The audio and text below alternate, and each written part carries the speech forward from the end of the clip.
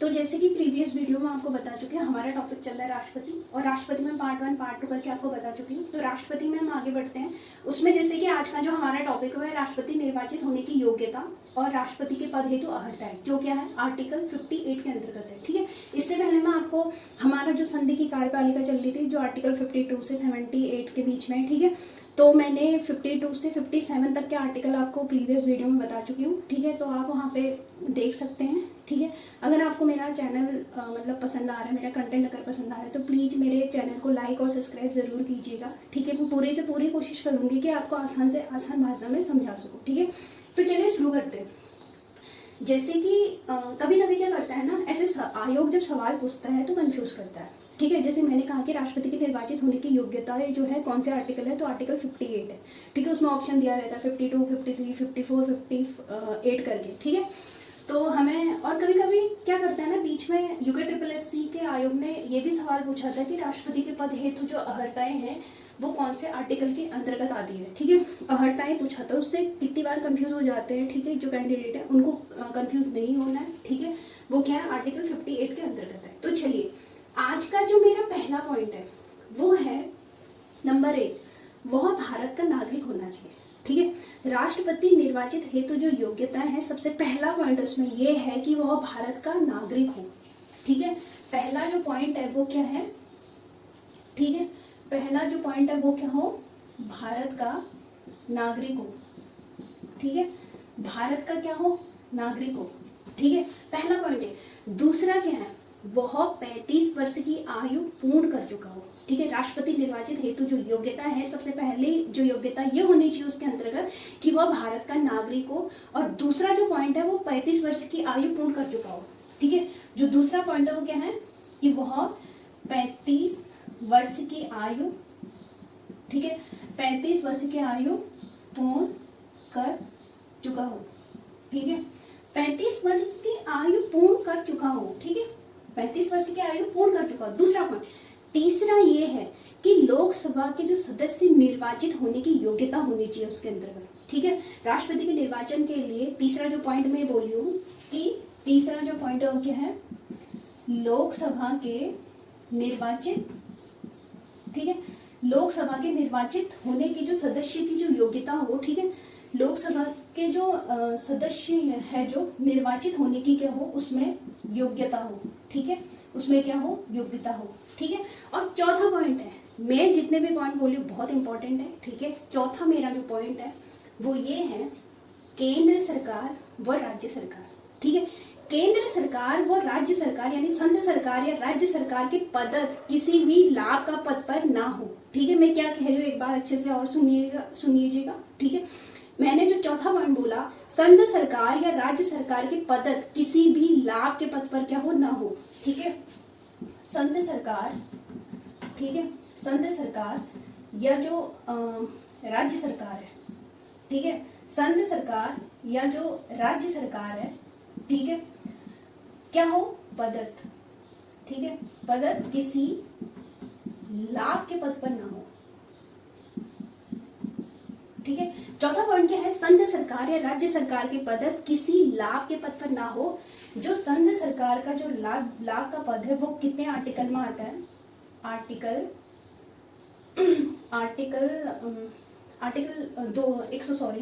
102 के ए के क्लॉज 1 के ए में आता है। ठीक है, संघ सरकार का जो आर्टिकल है 102 है वो क्लॉज 1 के ए में आता है। ठीक है, संघ सरकार का जो लाभ का पद है। अब राज्य सरकार का क्या होता होगा, फिर राज्य सरकार का क्या है, आर्टिकल, ठीक है, आर्टिकल 191 के क्लॉज ए के ए में आता है। ठीक है, जो संघ सरकार का जो लाभ का पद है, जो आर्टिकल 102 के क्लॉज 1 के ए में आता है, जो राज्य सरकार का है वो क्या, आर्टिकल क्लॉज 1 के, आर्टिकल 191 के क्लॉज 1 के ए में आता है।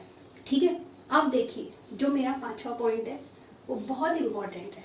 ठीक है, पांचवा पॉइंट मेरा ये है कि राष्ट्रपति, उपराष्ट्रपति, राज्यों के राज्यपाल या केंद्र सरकार के जो मंत्री हैं, ठीक है, मैंने क्या कहा, राष्ट्रपति, ठीक है, उपराष्ट्रपति, ठीक है, उपराष्ट्रपति या राज्यों के जो राज्यपाल हैं, ठीक है, राज्यों के जो राज्यपाल हैं, ठीक है, राज्यों के क्या हैं जो राज्यपाल हैं, और केंद्र सरकार व राज्य सरकार, ठीक है, केंद्र सरकार व राज्य सरकार के जो मंत्री हैं, ये क्या होंगे, सभी लाभ के पद पर नहीं माना जाएगा इनको, ठीक है।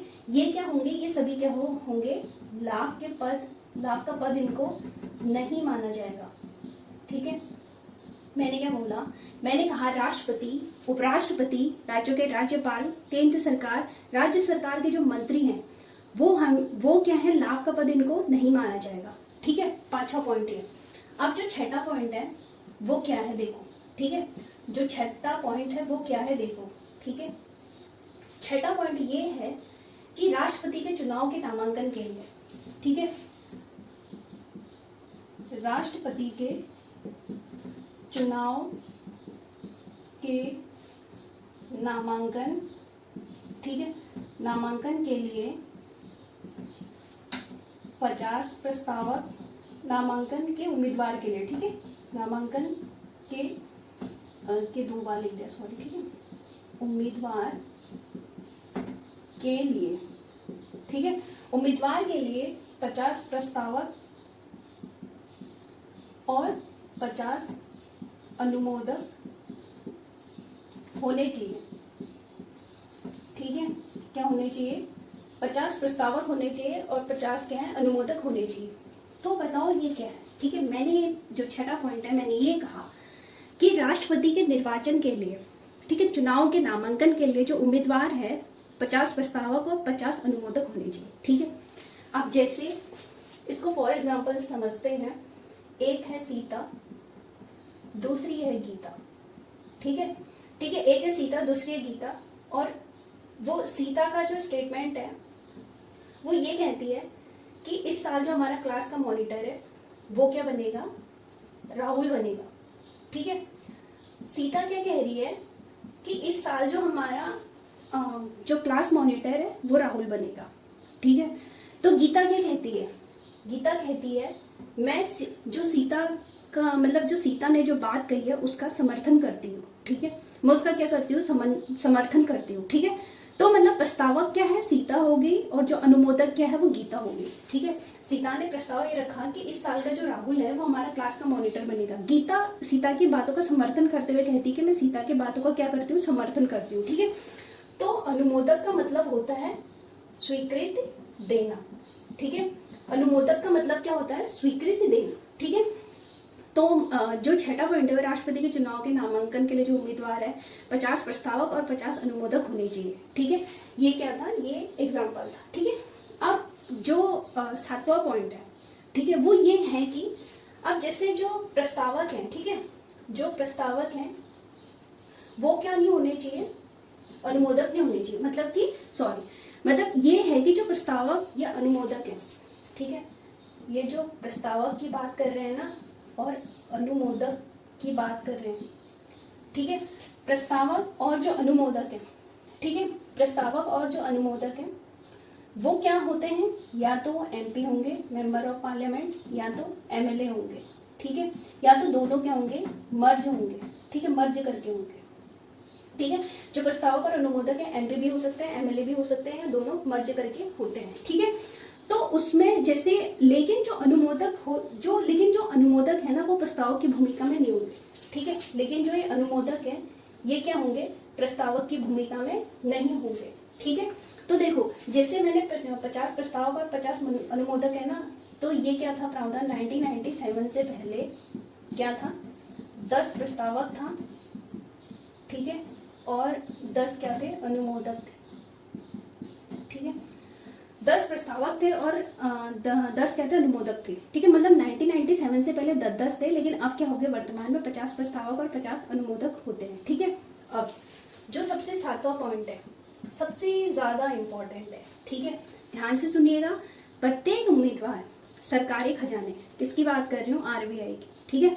प्रत्येक उम्मीदवार सरकारी खजाने यानी जो RBI है 15,000 रुपए की उन्हें वहां जमानत राशि क्या करनी पड़ेगी, जमानत के तौर पर क्या करनी पड़ेगी, भरनी पड़ेगी, ठीक है।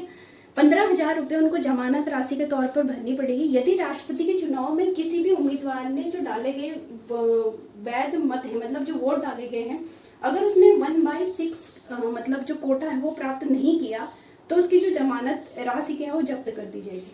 ठीक है, मैंने कहा जो कैंडिडेट यानी उम्मीदवार है जो, ठीक है, मैंने कहा जो उम्मीदवार है सरकारी खजाना, ठीक है, सरकारी खजाना किसकी बात हो रही है? आरबीआई की।